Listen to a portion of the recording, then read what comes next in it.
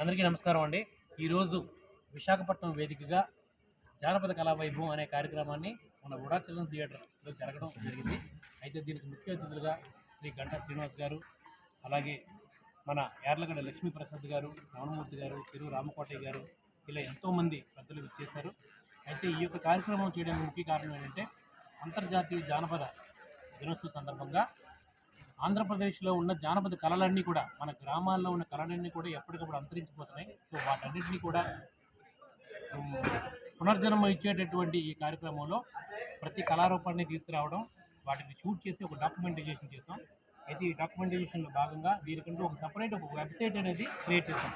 అంటే ప్రపంచంలో ఎవరైనా ఎక్కడి నుంచి అయినా సరే మన ఆంధ్రప్రదేశ్ జానపద కళలు చూసేటట్టుగా ఒక యొక్క విధానాన్ని మార్చడం, అలాగే దీనికి సంబంధించిన సావనీర్ బుక్ రిలీజ్ చేయడం, అలాగే ఆ 35 కళా బృందాలు ఈరోజు పాల్గొన్నాయండి. దాదాపుగా ఒక 650-700 మంది జానపద కళాకారులు వివిధ గ్రామాల నుంచి వచ్చారు. అయితే ఆ టీమ్ లీడర్స్ ఎవరైతే ఉన్నారో ఆ టీమ్ లీడర్స్ అందరికీ కూడా ఈరోజు ముఖ్య అతిథి గౌరవ అతిథి చేతుల మీదుగా గౌరవ పురస్కారం అందజేయడం, తద్వారా వాళ్ళ ఒక ఉత్సాహం, ఒక ఆనందం, ఇంకా మేము ముందుకెళ్ళాలి అనే ఒక సంకల్పం కలగడానికి కోసం ఈరోజు పురస్కారం అందజేయడం జరిగింది.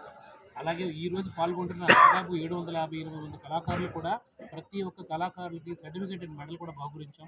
అలాగే విశాఖపట్నంలో కళా సంస్థలు నిర్వహిస్తూ కళాసేవ చేస్తున్న దాదాపుగా ఒక 40 సంఘాలు కూడా ఇక్కడికి వచ్చి వారి యొక్క సంఘీభావం తెలియజేశారు. సో ఇంతమంది, అలాగే నవచైతన్య నాట్య మండలి, అలాగే లీడర్ రామమూర్తి గారు అనే టీము, ఇలా ఎంతోమంది ఈ యొక్క కార్యక్రమానికి సపోర్ట్ చేస్తూ ఎంత అద్భుతమైనటువంటి కార్యక్రమం జరగడానికి కారణమయ్యారు.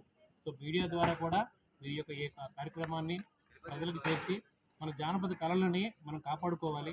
ఎందుకంటే నక్షత్రానికి వాటి పేర్లు కూడా తెలియని పరిస్థితిలో ఉంది.